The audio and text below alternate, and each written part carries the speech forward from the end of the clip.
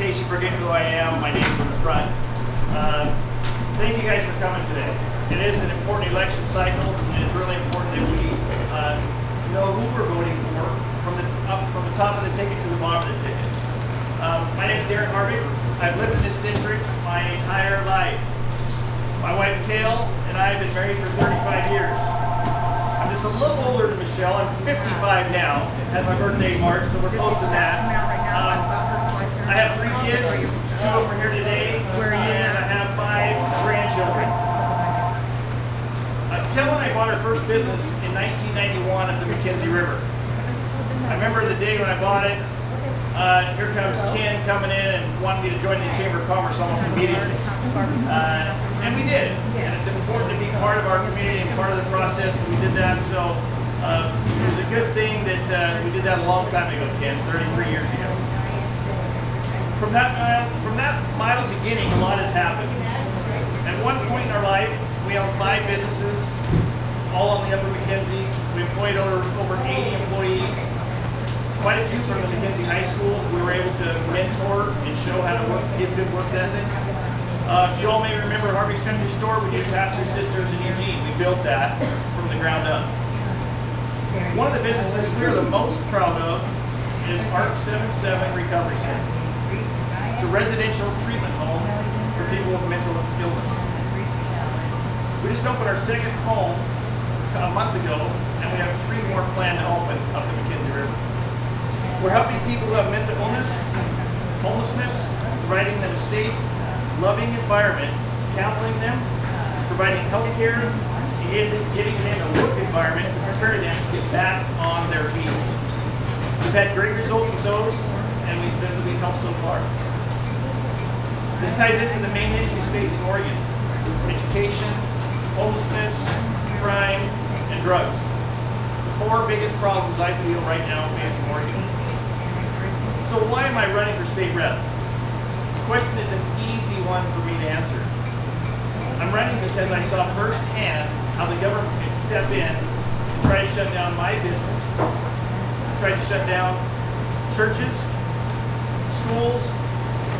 They even told us don't go out for holidays, and if you see your neighbor has too many cars next door, call them in and turn them in.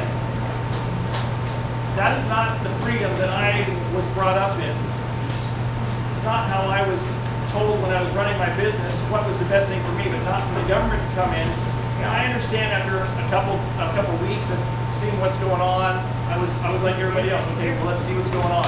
But then when I saw other states open for business, other states were doing very well, schools were open, and kids were going to school, it really frustrated me to see the government here in Oregon kept so tightly bound for so long.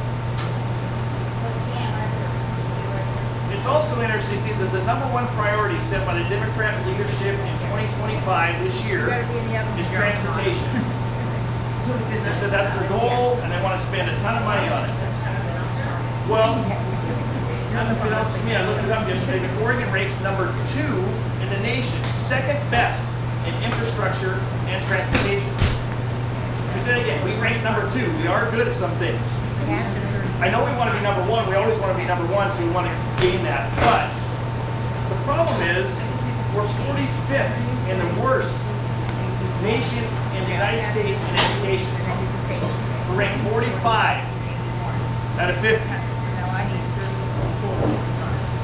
You know who appoints the governor? The governor appoints the Department of Education chair. We've had a governor for 40 years that's appointed the superintendent of education. Right now, we have no standards to graduate. When you don't have standards to graduate and kids to excel, why are we so bad? When you don't give kids a reason to study, parents can only do so much. The school system has got to give them standards so they can graduate. We've struck that out again because of COVID. I support competition in schools. School choice. I support vouchers. I want money to follow the student. Currently, only the wealthy can afford to send their kids to private schools. With the voucher system, with money following the child, it opens it up to all parents to choose what is the right place to send their kids for quality education. I'm also recoming because our current state rep, Charlie Conrad, voted for House Bill 2002, a bill my opponent supports. This is the same bill that 10 state senators took a stand on how extreme it was, and they lost their jobs. This bill says at the age of 15, your son or daughter can get puberty blockers, hormone replacement therapy, transgender surgery, without parents even knowing about it. In fact, the doctor in the state of Oregon cannot even tell a parent it's happening. Yet the parent's insurance must pay for it. If the parent's insurance can't pay for it, the taxpayers will pay for it. And you're going to hear the left saying, oh, that's not happening, or it takes 2 doctors to okay the procedure. Well, my answer to that is, if it's not happening, then why did the Democrats push it so hard in the last legislation to make it law in Oregon? You can't get a driver's license until you're 16 years old in the state of Oregon. You can't buy tobacco or alcohol until you're 21 in Lane County. You can't get a tattoo until you're 18 without a parent's signature. It takes a parent's signature to excuse you from missing school. You're getting let off the school bus at a friend's house, but you can get a mastectomy at the age of 15 without parental knowledge. I'm not making this up. These are the facts. House Bill 2002 fractures families. I served on the school board at McKenzie for 14 years. We always tried to keep parents involved in everything we did.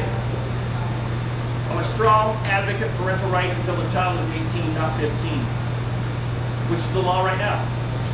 I had no idea that when a child at 15 goes to the doctor has to ask the child if it's okay if the parent stays in the room with them. The doctor has to get consent from a 15-year-old for the parent to stay in the room. Personal story, I know a guy who took his son who tore his ACL in a soccer. He was 16-year-old sophomore in high school. The doctor said we have 2 options.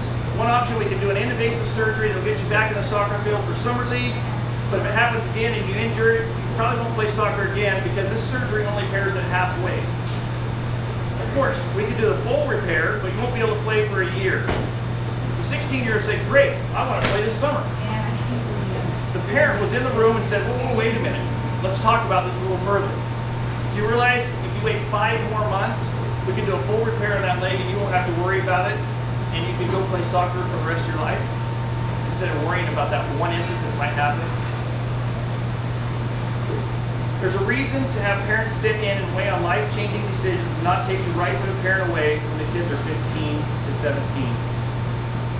I've been campaigning since July 2023. I ended up with 82% of the vote in the Republican primary in May. The biggest victory in Oregon history over an incumbent. The reason for that big victory is because we work hard. I work hard at everything I do, put everything into everything I've ever done. And we told people about House Bill 2002 and explained it in detail. Even most Democrats I've talked to, after explaining it, did not agree with the bill. And I do not believe House Bill 2002 is a right or left issue. We all care about strong families. Oregon is ranked 8th most dangerous state based on violent and property crimes. How do we fix this? Stop letting out dangerous felons from our state prisons. Because of Senate Bill 2021, the Catch and Release Bill, the consequence of this bill is that many violent criminals get released before their trial without bail, putting our communities at risk. I will fight to ensure that violent criminals stay in jail. We talk about wildfires, we talk about what's causing them, we talk about resiliency. When we talk about some of the core things that's causing these things to happen, one of some just happened in July of 2024, or March 7th of 2024. It's called the HCP. It's called the Habitat Conservation Plan. It passed on a 4-3 vote with a recommendation from the state forester. The state forester is the governor appointed position. And the Habitat Conservation Plan is the exact same thing that the federal government enacted 30 years ago. It federally protects 17 species, including the spotted owl, the red cerebral, Oregon's slender salamander, and the marbled murrelet, to name a few. This takes away 50,000 state-owned acres of forest that produce revenue, trees. It puts them into no logging, no reducing fuels, no roads, but many dollars to collect samples and watch birds and environmental studies for the next 70 years. These acres produce the best renewable agricultural crop Oregon has, trees. The sustainable, responsible logging and reforestation of this land pays for the bulk of the Oregon Department of Forestry and for fighting wildfires. $50 million. Because we cannot harvest trees on those 57,000 acres now, state lands that me and you own, that we own, we're going to lose $50 million a year in revenue. We're going to lose jobs, lose more communities, and who do you think is going to pick up that cost? Us, the taxpayers. The state has done a fantastic job of attacking wildfires quickly and effectively in the past. I'm worried about how they're going to do it now with not having the proper funds to do it.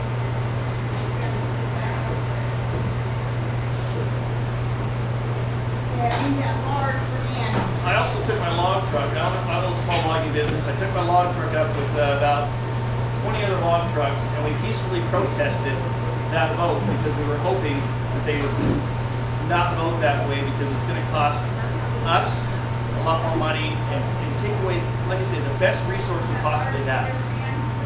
As I look out on Lieberg Lake, we also talk about the latest update with the taking out the dam.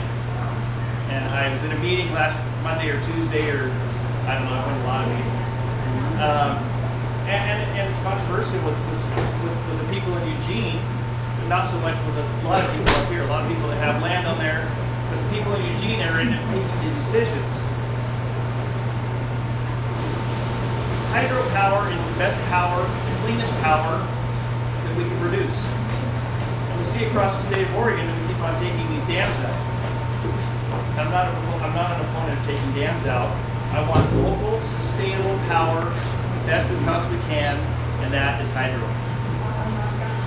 There are many other things that we can talk about, but none bigger than our kids.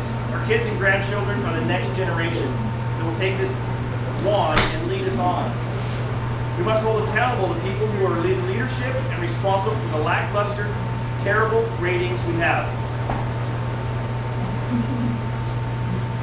And this is a job interview. You, the people, are the deciding vote. Who do you think will represent you best in Salem? I have a meeting with the leadership of the Republican caucus that assured me that I can vote however I want. My vote will always be what is in the best interest of you, the people of District 12. I have a map here of District 12. And I wanted to explain something in this map. My opponent says she wants to be an independent voice for Oregon. The last person who did that was named Marty Wilding. And he lived right over there. And he lived right here on this line. When Oregon Senate, when the Oregon legislature went and redrew the boundaries for District 12, Marty Wilding wasn't Democrat enough. And they drew him out of this district and put him in. They drew him out of his district, which is this whole district here, which is part of Eugene. And they put this sliver of about 1,200 people into rural Lane County because he didn't vote the way they wanted him to vote. And so they put him in a district where they knew he couldn't win.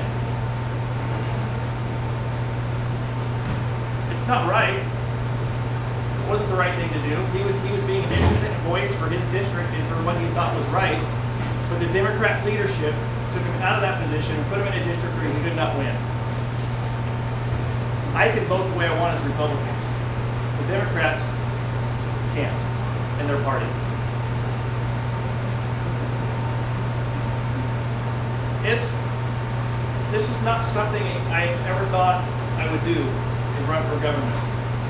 But I also never thought I would see the government taking on the responsibilities of my freedoms and taking them away from me. So I'm running for this because I want my grandkids, I want your grandkids and your kids to have the opportunity that I had, to not tell me as a business owner I have to shut down ever again. I want kids to have good schools. Right now we don't have, we're ranking terribly. I want parents' involvement. Without parental involvement, we aren't going to have very good kids. But if the government says, I know how to take care of your kids better than you do, we have a real issue with that. And I will fight against that every day. So again, this is a moment that we all need to make sure we know who the candidate you want to support. Because we have one opportunity right now. We have in the legislature, there's 60 state representatives in the state of Oregon. Currently, there's 35 Democrat, 25 Republican. There's 30 senators in Oregon, 17 Democrat, 13 Republican, and 1 governor. Those 91 people make all the rules and regulations that you and I have to live by. We have a one-party system like we've had for a long time. It doesn't, because there is no balance. We need to get balance back in the legislature. And by doing that, we need to get 5 more House members or 3 more Senate members so we get some kind of balance. So I will represent you. I'm excited to do this. I've never worked harder at anything, and I'll continue to work hard for you guys and listen to your needs and values. Thank you for your time.